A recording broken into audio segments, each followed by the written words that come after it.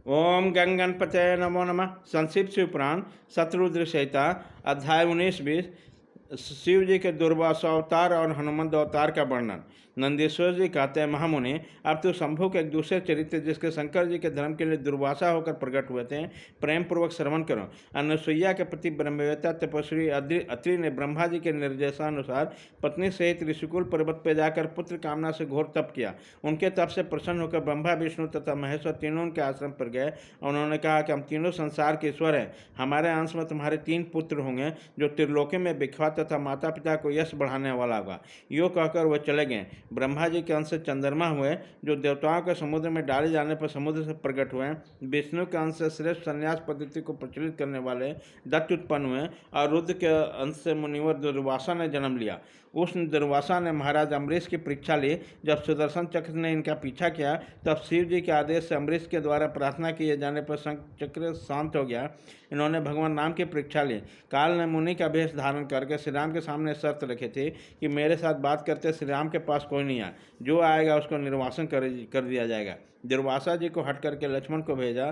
तब श्री राम ने तुरंत लक्ष्मण का त्याग कर दिया। इन्होंने भगवान श्री कृष्ण की परीक्षा ली और इन्होंने रुक्मणी सहित रथ में जोता। इसी प्रकार दुर्वासा मुनि ने अनेक विचित्र चरित्र किए। मुने, अब इसके बाद तुम हनुमान जी का चरित्र श्रवण करो। हनुमंतरू शिव जी ने बड़ी उत्तम लीलाएं की हैं। विप्र ऋषि रूप में महेश्वर ने भगवान राम का परम हित किया था। वह सारा चरित्र इस प्रकार सुखों का दाता है, उसे तुम प्रेम पूर्वक सुनो। एक समय की बात है जब अत्यंत अद्भुत लीला करने वाले गुणशाली भगवान शंभु को विष्णु का मोहिनी रूप का दर्शन प्राप्त हुआ। तब वो कामदेव के बाणों से आहत होकर इस तरह क्षुब्ध हो सके। उसी समय परमेश्वर ने राम काज की सिद्धि के लिए अपना बीर्जपात किया। उस सप्तऋषियों ने बीर्ज को पुत्र पुटक में स्थापित किया, क्योंकि शिव जी ने ही राम काज के आदर पूर्वक उसके मन में प्रेरणा की। तत्पश्चात महर्षियों ने शंभु को उस बीज को राम काज के सिद्धि के लिए गौतम कन्या अंजनी के कान के रास्ते स्थापित किया। उसी समय आने पर गर्भ से शंभु महान बल पराक्रम संपन्न बानर शरीर धारण करके उत्पन्न हुआ। उनका नाम हनुमान रखा गया। महाबली कपीश्वर हनुमान जब शिशु थे उसी समय उदित होते ही सूर्यबिंब को छोटा सा फल समझकर तुरंत ही निगल गए। तब देवताओं ने उनकी प्रार्थना की।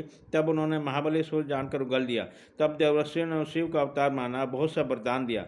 तदंतर हनुमान अत्यंत हर्षित होकर अपनी माता के पास गए। उन्होंने सारा वृत्तांत आदरपूर्वक कहा सुनाया। फिर माता के आज्ञा से धीर वीर कपि हनुमान जी नित्य सूरज के निकट जाकर उनसे अनायास से सारी विद्याएं सीख ली। तदंतर रुद्र के अंशभूत कपिश्रेष्ठ हनुमान सूर्य की आज्ञा से सूर्यनाश उत्पन्न हुए सुग्रीव के पास चले गए। इसके लिए अपनी माता से भी अनुज्ञा मिल चुका था।